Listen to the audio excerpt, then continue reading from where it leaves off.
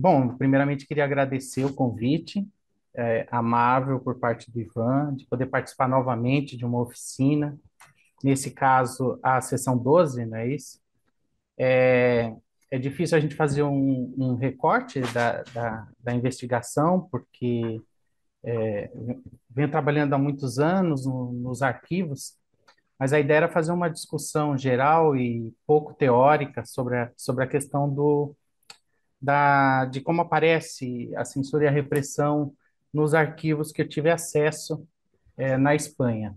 É, essa investigação ela faz parte de um pós-doutorado, de dois, né, pós-doutorados que eu fiz em Madrid, um na Complutense e outro na Autônoma.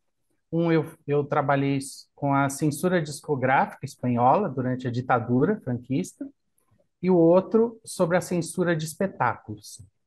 Não era um tema muito trabalhado quando eu iniciei a pesquisa, em 2004, e depois já surgiram vários estudos sobre a censura musical na Espanha, que é um fenômeno parecido também com Portugal. Não havia muitas pesquisas com essa temática, né, em Portugal.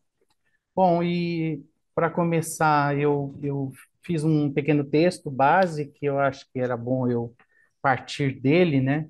Eu não sou um especialista em arquivos, eu não sou alguém que escreva sobre arquivos, sobre a especificidade dos arquivos, mas a ideia era discutir um pouco sobre isso, e tentar não me repetir em relação à última fala que eu fiz, nessas oficinas, quando eu adentrei nessa documentação que eu trabalhei sobre censura musical, no âmbito discográfico e de espetáculos.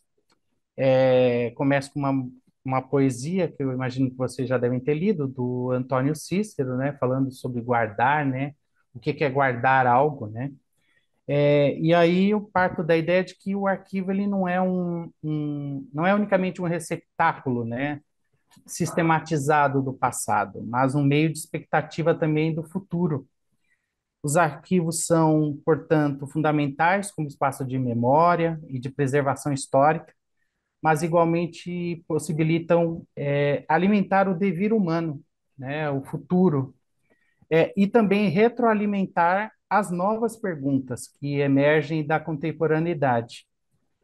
Portanto, ainda que imerso no silêncio das caixas, né, e dos armários, esses documentos são, de certa maneira, despertos pelos técnicos desses arquivos durante processos de organização do acervo ou de organização de uma exposição, ou mesmo no trato com os documentos de preservação.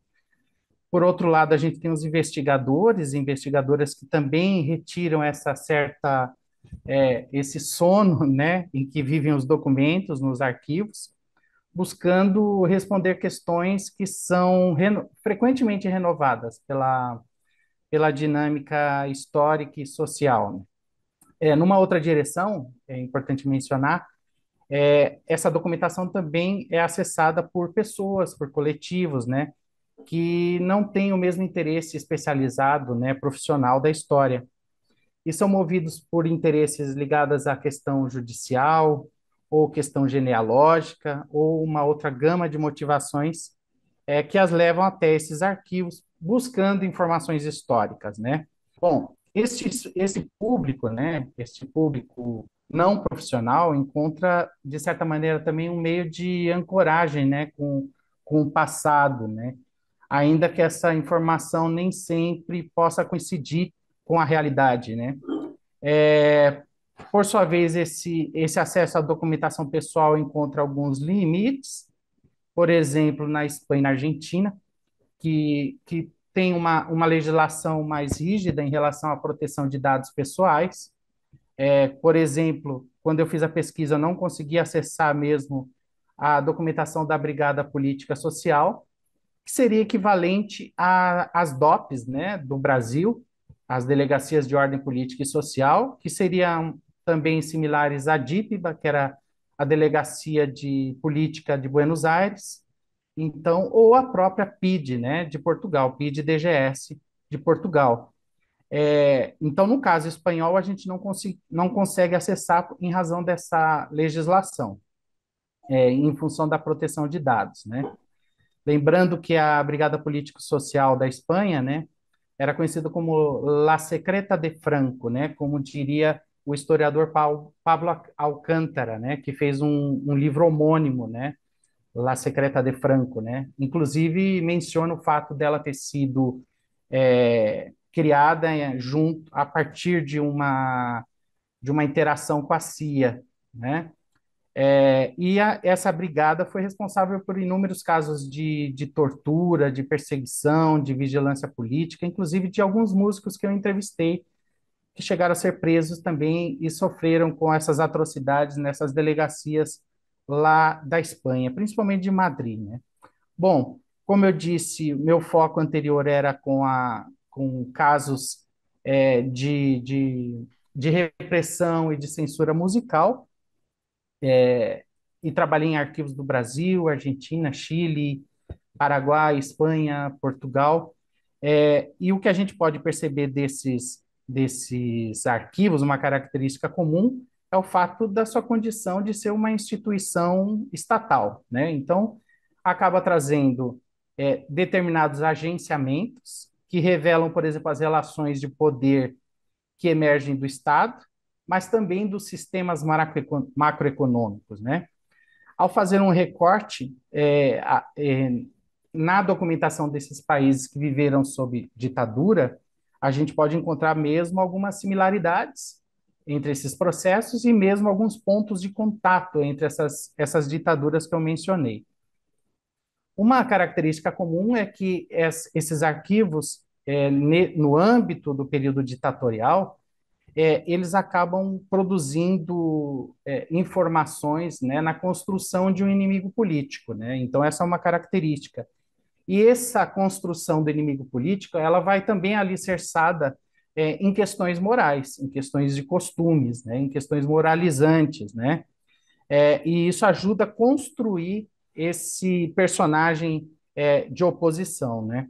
Claro que aí há uma ancoragem com um pensamento religioso mais conservador, né? E isso, de certa maneira, se relaciona aos casos de Espanha e Portugal, né? Mas a gente encontra também particularidades, né, entre essas diferentes realidades históricas, né? Bom, outro dado que a gente não pode perder de vista é o processo de digitalização dessa documentação.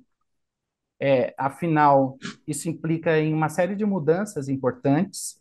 Pode-se destacar, por exemplo, o fato de possibilitar uma democratização no acesso à informação, investigações que outrora demandavam custosos recursos para deslocamento, estadia no local do arquivo, foram, de certa maneira, beneficiadas, né, nos casos em que houve uma massiva digitalização de alguns arquivos.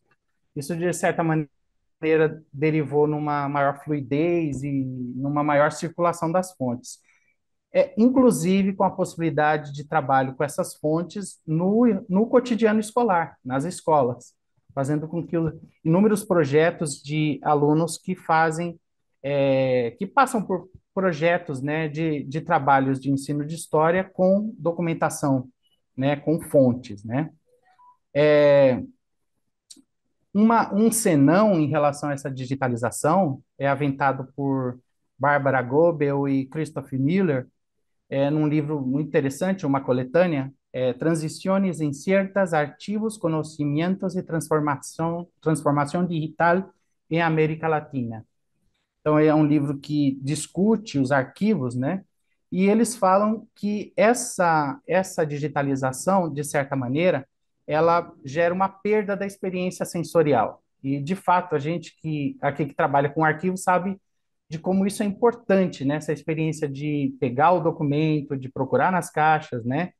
E a digitalização, de certa maneira, acaba prejudicando essa experiência sensorial, que é importante, né, para uma pesquisa, para uma investigação histórica. Um outro dado que aí eu coloco é que, de certa maneira, quando a gente vai para uma digitalização de um determinado documento, a gente perde o que eu chamo de uma zona proximal, né? Porque senão a gente fica só naqueles documentos que a gente trabalha na pesquisa sem ter alguma aproximação com o contexto. Não que isso acabe ficando etéreo, né, desligado da realidade, mas, de certa maneira, isso prejudica a gente conhecer um pouquinho mais do contexto. E quando a gente vai para um arquivo, nem sempre ele é tão organizado.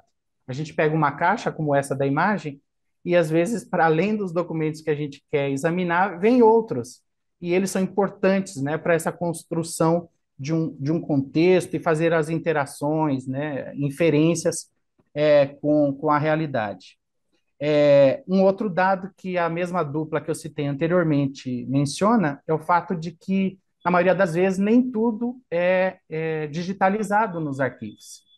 Então, um arquivo que já passou por um processo de seleção, né, e que pode ter aí uma motivação política, pode ter uma motivação material, ou seja, de não ter aqueles documentos, já passou por uma seleção. E quando acontece uma digitalização de parte dessa documentação, há uma espécie de nova seleção, né? Então, essa é uma outra questão a se pensar.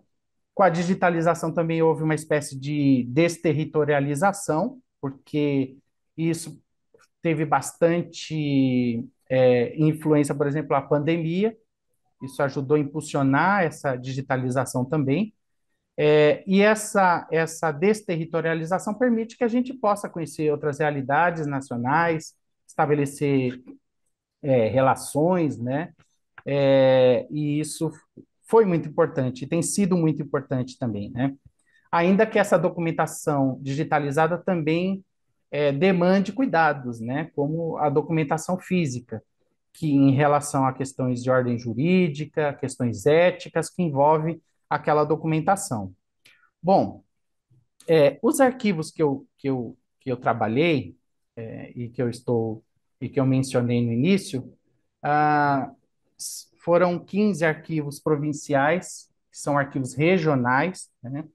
Então, a dimensão espacial da Espanha e o fato do país ter vivido uma guerra civil violenta de 36 a 39, e uma posterior ditadura também longeva, ajudou a criar uma teia, né, uma saída tentacular de controle social e político, encontrando guarida nesses governos civis, né?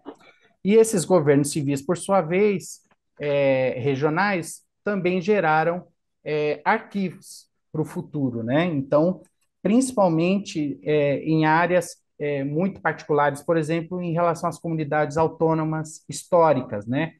Uma vez que a comunidade autônoma mesmo ela tem gênese e força a partir dos anos 80.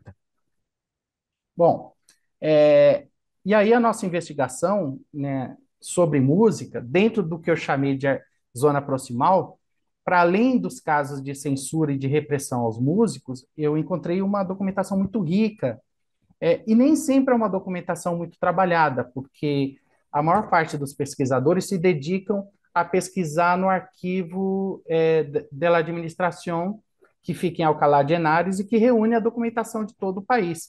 Só que a documentação muito particular também desses arquivos históricos provinciais, e que, de certa maneira, se relacionam, claro, ao que eu estava levantando, que era a documentação do campo da música, das artes, né?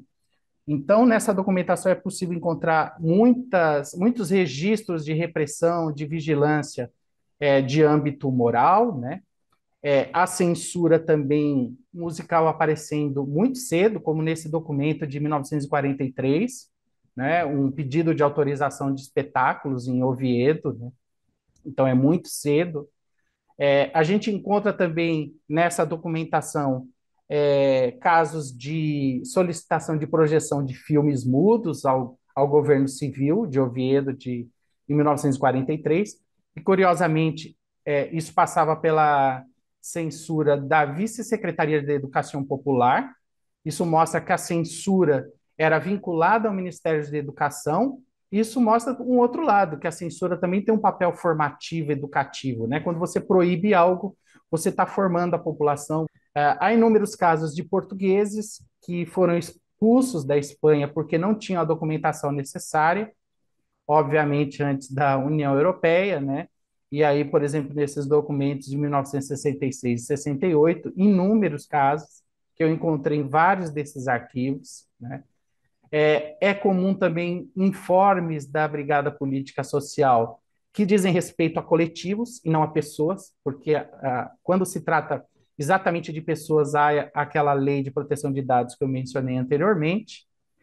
Muitos, inúmeros, e um tema interessantíssimo, que são as multas e as prisões pela falta de salvo-conduto. Logo depois do final da guerra, era necessário para os deslocamentos no país esse salvo-conduto, né? E se a pessoa não tivesse dinheiro para pagar a multa, ela era presa, né? E eu encontrei muito salvo-conduto de mulheres, muitas mulheres que foram presas porque não levavam salvo-conduto e acabaram não pagando a multa e indo para a prisão. E aí vários exemplos, obviamente que eu não vou me deter, né? E no pós-guerra também é bom a gente lembrar disso, que como eu trabalhei com um período longo, principalmente a partir dos anos 30, a documentação vai, de certa maneira, mostrar um pouco essas mudanças que aconteceram ao longo do regime. Então, por exemplo, logo depois da Guerra Civil Espanhola, a gente encontra, por exemplo, esses problemas de salvo-conduto, pessoas que foram presas porque comercializavam alimentos sem pagar impostos, lembrando que é um período de muita fome na Espanha, né? E aí acabam sendo multadas por isso, por venderem produtos sem taxação de impostos. E aí, quando elas eram presas por isso, elas acabava se revelando os antecedentes políticos que podiam ser de esquerda ou de direita, né? Muita perseguição moral de mulheres ligadas à prostituição, né? Em outros casos, curiosamente, pedidos de abertura de casas de tolerância, casas toleradas, como se chamava, né? E de pessoas como eu encontrei nesse caso, pessoa de excelente conduta moral e política, né? E muito ligada aí à igreja. Então a gente encontra uma documentação muito variada nesse sentido, sempre de cunho muito moralizante, né? É, casos também de prisão de pessoas que não contribuíam financeiramente à frente de juventudes, que eram ligadas à Falange Espanhola. Isso partia muitas vezes da Secretaria de Ordem Público nessas diferentes regiões da Espanha, né? Isso é uma outra característica. Afinal, a Falange Espanhola e a Frente de Juventudes, ela era um braço do Estado, né? E com isso fazia com que alguém não contribuindo financeiramente pudesse ser processado e sofrer com multas, né? Há casos também, por exemplo, de documentos como do Francisco Rico Leal, um português, desculpe, um espanhol que participou do assalto ao Paquete Santa Maria, tão conhecido, né, junto com Henrique Galvão. Também encontrei essa documentação em Alicante, porque depois que ele participou e antes disso já era procurado pela repressão franquista, né? Há inúmeros casos também de bares pedindo autorização para apresentação musical, para colocar uma televisão. Então, havia um controle muito forte da informação até esse ponto, e eu já estou me encaminhando para o final. Como eu trabalhei na minha outra fala, inúmeros casos de pedidos de autorização de espetáculos, alguns deles muito antigos, inclusive do século XIX, né? Autorizações que são pedidas para espetáculos populares, espetáculos mais engajados, e isso faz com que a maior parte dos pedidos de aprovação de espetáculos até os anos 60 seja de música folclórica, popular. Praticamente a gente encontra poucos casos de censura ou de proibição. Mas com a ascensão da chamada canção de protesto, como o Ivan mencionou, isso acaba mudando de figura. Aí vai se adensando aos arquivos esse tipo de documentação. Não só do âmbito censório, mas também censório constitutivo, né, do Estado, mas também da repressão. E aí são inúmeros os casos, né? o músico tinha que apresentar uma licença fiscal, tinha que apresentar o vínculo ao Sindicato Nacional do Espetáculo. Aqui um exemplo do Pablo Guerreiro, que eu entrevistei. Isso também poderia gerar uma multa, né? Mesmo instituições ligadas ao franquismo também tinham que apresentar autorização, como aqui o caso da Seção Feminina, em 1975, né? Uma particularidade que eu queria chamar a atenção, no arquivo de Cádiz, né, no arquivo regional em Cádiz, há muita coisa sobre o Carnaval de Cádiz, então isso é bem interessante. Há praticamente dois, três estudos sobre isso, e são recentes, sobre a censura, sobre a esse carnaval, as letras que eram enviadas à censura, né? E essa é uma particularidade de Cádiz, né? E como eu disse, até os anos 60, os espetáculos eram mais folclóricos, como a gente vê também aqui nesse pedido de autorização. Multa num bar por não ter, por não renovar a autorização de TV no local, né? Lista de músicos proibidos em Gibraltar, né? Olha que interessante, né? Informação sobre nacionalização de um músico brasileiro e foi levantado todos os seus antecedentes. Ele era paulista e vivia na Espanha, né? Mas essa documentação também traz, por exemplo, em Logrônio, né, no Arquivo Regional de La Rioja, uma lista de músicos logo depois do pós-guerra considerados subversivos e que vão ser praticamente caçados pelo Estado, né? Disco proibido já em 1949 por questões morais, né? Então essa é recorrente esse tipo de documentação. Já no período da transição acontece diferente, né? Uma documentação que vai mudando. Surge o destape, que é esse teatro com nudez que passa a ser aceito, né? E aí a gente encontra na censura também esse tipo de documentação, né? E como eu disse, a autorização de espetáculos, inclusive da década de 1830, né? Também acaba se encontrando nessas caixas, né? Nem sempre estão tão organizadas. Enfim, como foi afirmado na introdução dessa apresentação, os arquivos ainda que não sejam os únicos lugares de história, de memória, principalmente do século XX, eles são vitais, necessários para a construção ou desenvolvimento de uma sociedade democrática, né? Também para que a memória não caia na fossa comum dos burocratas e dos que se valem do ocultamento do passado, que acabam perpetuando desigualdades sociais, dominação econômica e política, né? E o caso recente brasileiro deveria alertar outros países, pois a sedução do discurso supostamente apolítico e outsider levam a soluções autoritárias recorrentes no século XX e no século XXI, infelizmente. Desculpa por ter ultrapassado aí meu tempo. Boa tarde.